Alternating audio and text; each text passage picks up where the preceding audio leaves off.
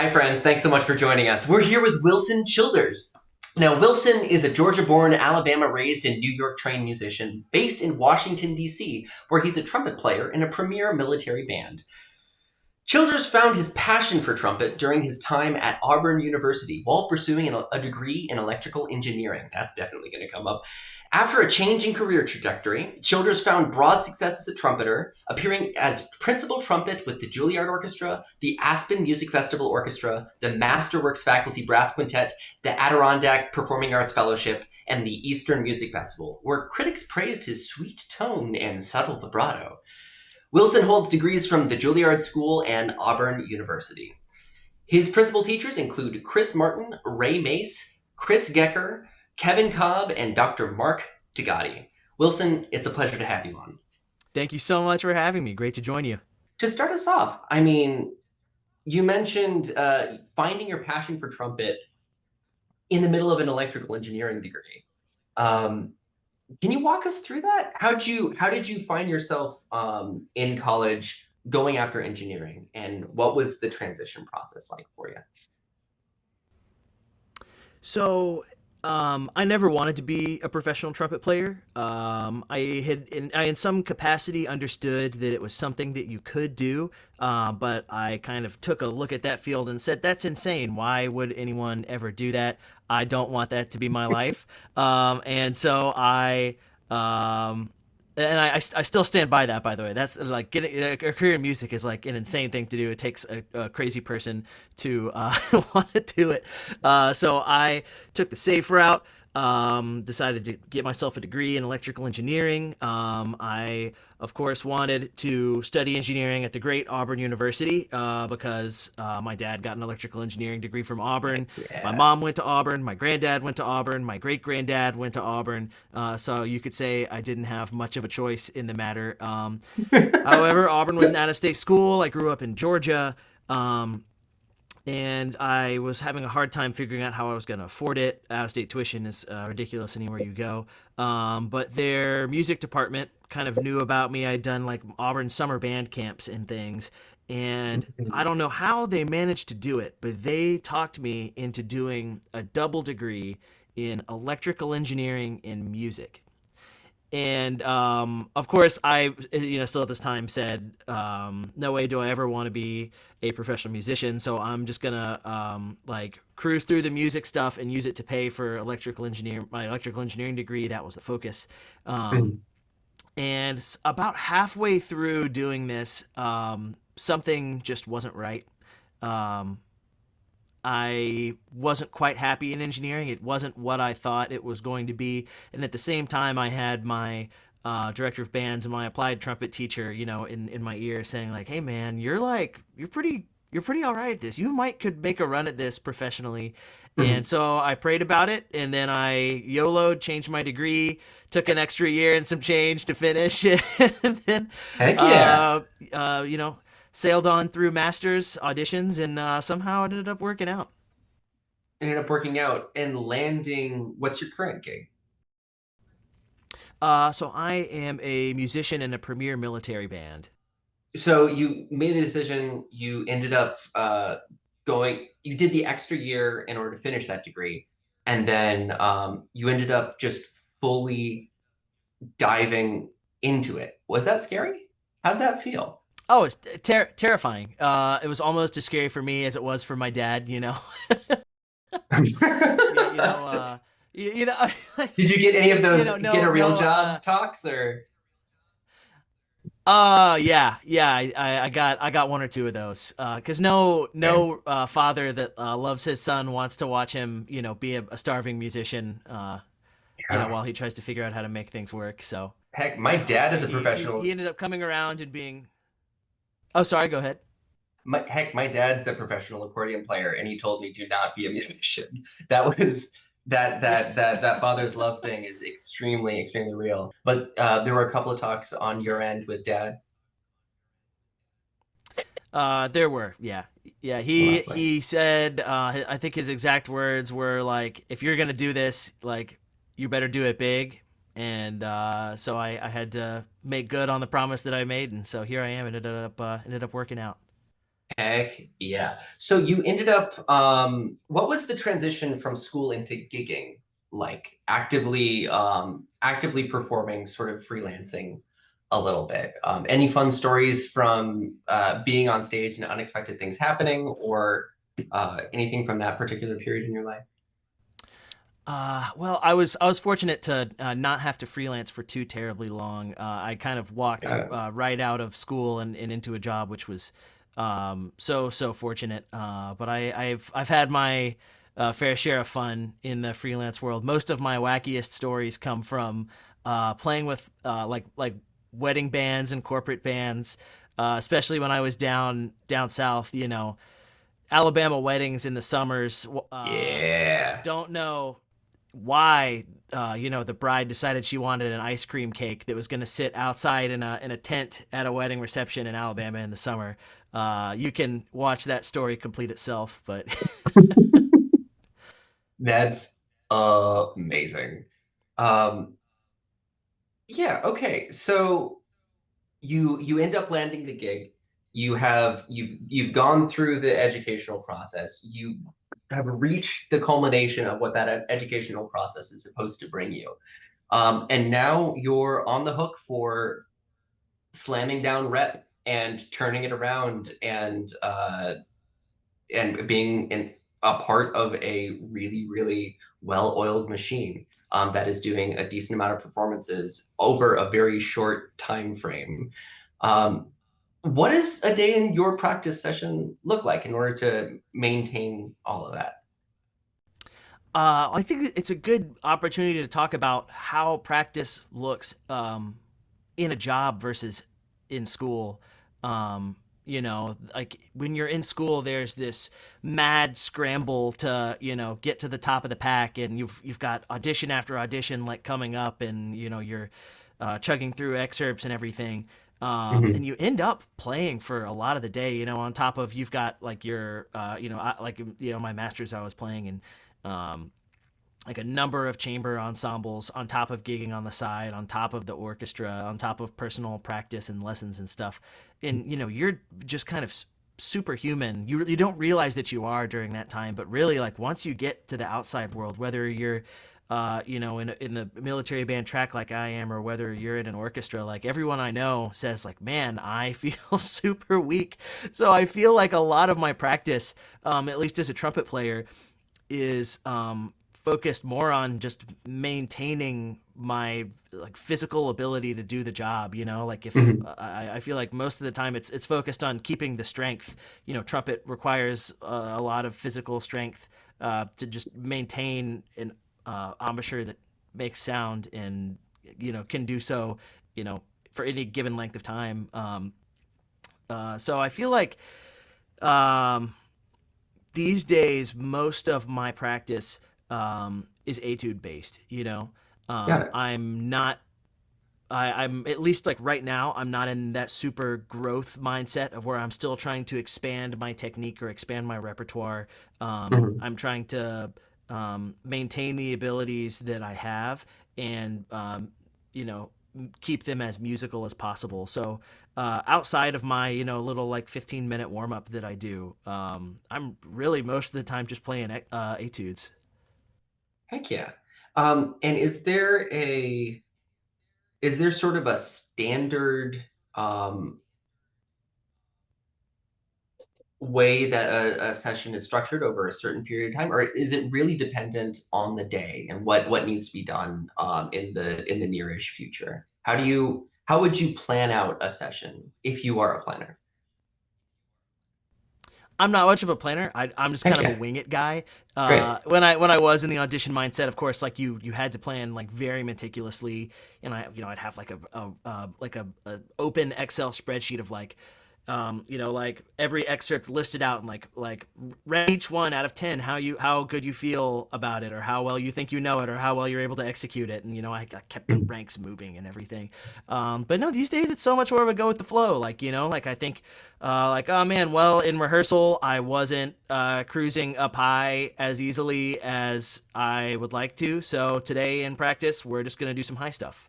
um, or say like I know that we're doing Pines of Rome this week, so there's going to be a whole lot of crazy double tonguing. Like, let's go ahead and take that bull by the horns before we get to it. I don't want to crash and burn in front of my colleagues. So, but outside of that kind of go with the flow thing, I do have my usual stuff that I do. My stuff for regular maintenance.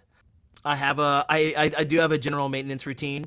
It's not anything intense.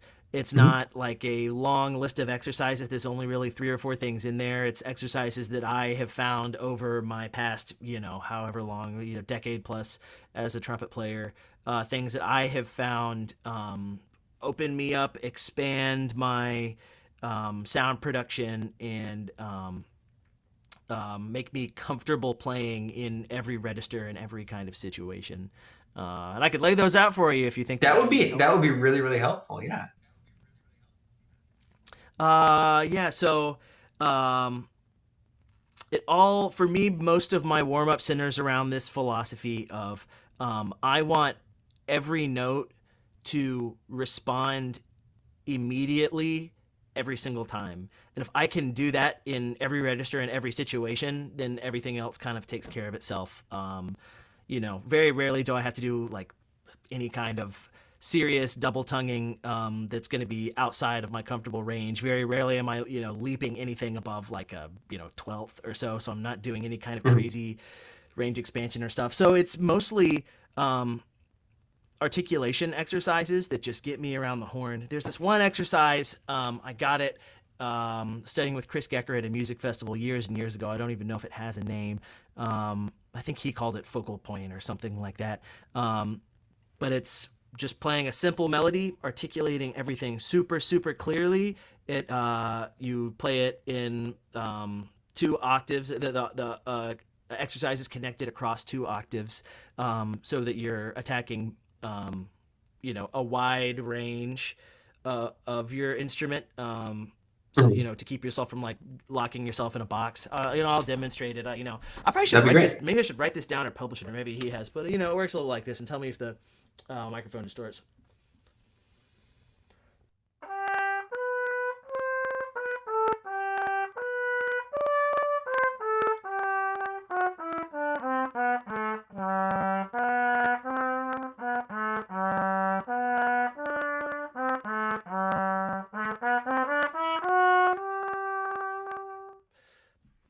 And so if I can get that little like ping of articulation on every single note, sometimes if I feel that things aren't responding quite the way I want them to, I can do more of a staccato articulation and really force my lips to respond.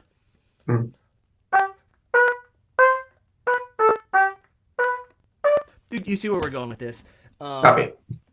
So after I do that, that's like what I start every day with. I go all the way up until I'm articulating like concert C, D, E flat over the staff, and then I make sure and do the ones down low to F sharp. Sometimes I do them down to like the low F, like the 3 and the slides out. Like so that by the time I finish that exercise, I have articulated perfectly every single note on the instrument.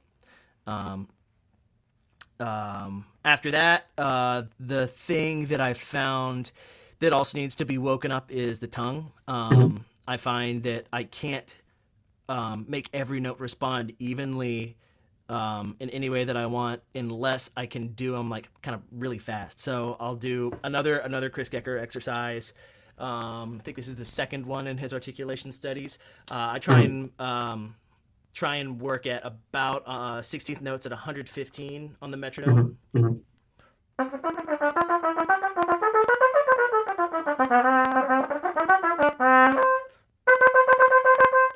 And then I go up chromatically. And then I sometimes I go down chromatically too.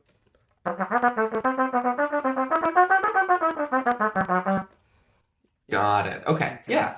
That effect. Yeah. So for me, all of my daily maintenance like starts with response. If I can keep response, everything else just kind of seems to fall into place. And the last like little caveat I'll give to that is I try and make all of them musical too. I still use my Mm. vibrato. I still give a little push and pull to tempo and stuff. I still like crescendo into things and then pull back. And because you can never lose the musicality either. There are way too many mechanical players out there. You have to like maintain that specialness to your playing. So it's a 100%. bit of a ramble, but yeah, Mm. TLDR. It's make sure every note responds easily, anytime, any scenario, and be musical, and then everything else seems to kind of fall into place, or at least the daily rep that I'm playing with the band exercises enough parts of me that those things stay fresh. Copy. Hey, and that doesn't sound, it didn't sound like a ramble at all. It was beautifully laid out and is Okay, ridiculously helpful. No, thank thank you. you. I'm no orator and I'm no like pedagogue. I'm so Could have check me if fooled I start me. rambling. You've got it. No, you absolutely killed it. The one, and it sounds like a lot of your work with but you've also had a ridiculous number of extremely amazing teachers. Is there anything that that you have come across in as a student in a teacher-student relationship, a phrase or a saying that is like really stuck with you, that is still like fully part of your practice, or if not, like a bit of uncommon sense that that a teacher passed on to you that is still sticking with you? I had an accompanist at Auburn that said a line that I've taken to heart. I heard it. I was probably 18 or 19 when she said it, but she Mm. said, "Take the music seriously, but yourself not so much." And that is paid Oh, off I love in that.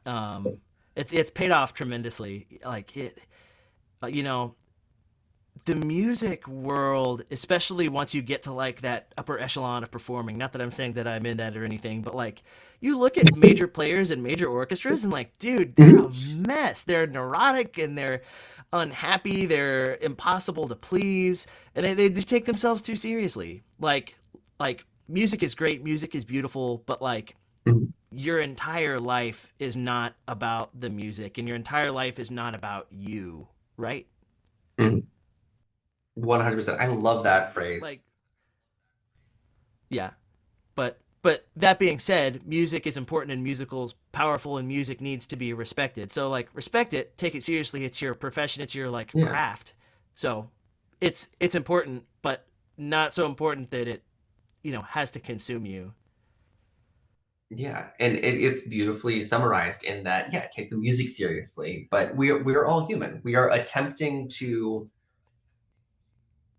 I this personally I believe that the moment that art became a profession is the moment that the making of art it becomes it becomes a little perilous where it's no longer just about bringing something that's inside out. The moment it's a profession, there are other factors in play, and making sure that the self is still treated well and taken care of while you're treating it seriously is it's a freaking balancing act. Um, and I don't think it's talked about enough. So thank you so much for bringing that in today. Yeah, absolutely. Yeah. Yeah, no, those little things that stick with us.